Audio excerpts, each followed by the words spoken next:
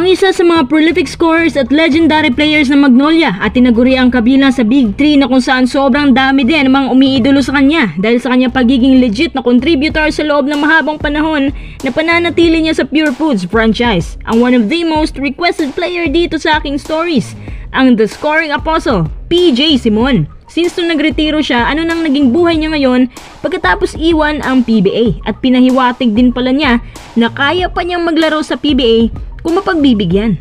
Kung meron nga pala kayong naalalang player na biglang nawala sa PBA, paki-comment naman yan at gagawa natin ng video. Si Peter June Simon na literal talagang pinanganak sa buwan ng Hunyo ay lumaki sa Makilala, North Cotabato. Sa tatlong magkakapatid, siya ang pinakabunso.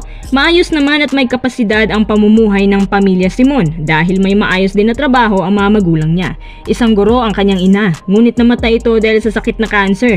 Kaya nag-asawang muli ang ama niya at meron siyang dalawang kapatid sa labas. Sa buong pamilya niya, siya lang ang atleta. Ang ama niya nakapaglaro naman pero hanggang sa barangay leagues lang at dahil nabiyayaan din ng height, kaya naisip niya na bakit di niya subukang mag-basketball at lumabas sa kanyang comfort zone. Medyo mahiyain kasi si Simon. Nag-high school siya sa Notre Dame of Makilala at nagkolehiyo sa isang hindi kilalang eskwelahan. Pero para sa lahat ng mga taga Mindanao, si PJ Simon ang pinakasikat at pinakamagaling na player at ang iilan sa mga fans niya ay mula sa Davao. Nagkaroon si Simon ng confidence para sumali sa mga kompetisyon at lagi siyang nananalo. Meron siyang 3 MVPs sa Collegiate League sa Davao at 5 beses ding nanalo sa Sultan Slams.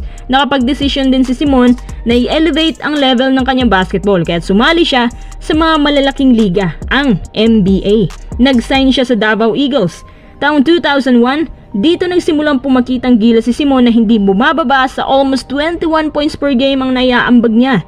Lingid po sa inyong kalaman, si Simon ay nakapagtala ng career high 41 points dito habang siya ay naglalaro sa NBA. Kinuha din siya para palaruin sa national team at tinalo nila noon ng isang Russian club.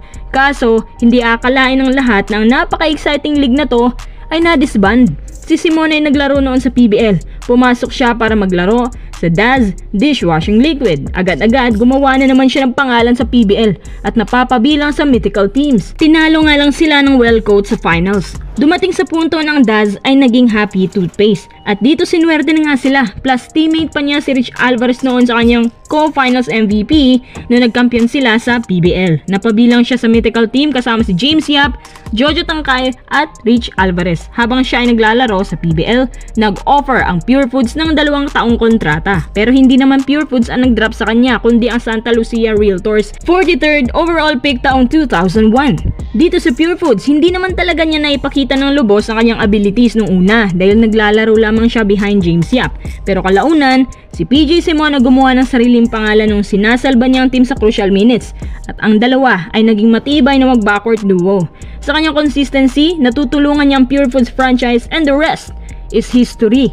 Napakaraming finals appearances at maraming PBA titles na ang naitulong niya sa team na to at siya ang isa sa mga primary offensive option nila hanggang sa naging pabago-bago na ang pangalan ng prangkisa at ang dami nilang nakikilalang notable imports gaya ni Denzel Bowles, Blake Lee, James Mace at lahat po sila nakapagbigay ng PBA titles hanggang sa dumating ang mga panahon na nagkasunod-sunod ang panalo ng bagong pangalan ng franchise sa San Mig Coffee Mixers.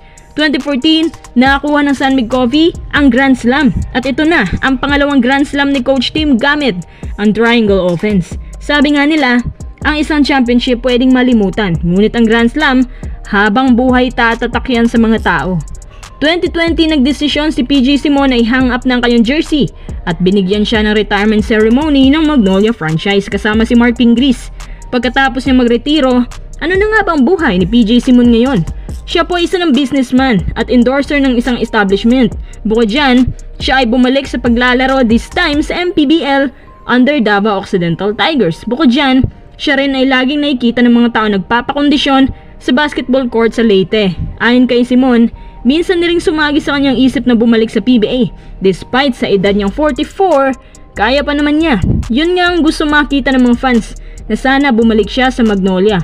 Since nung nawala kasi ang Big 3 sa Magnolia, wala na rin sa ayos ang team na to ngayon. Pero anyway, masaya naman si PJ Simon sa kanyang bagong career sa MPBL.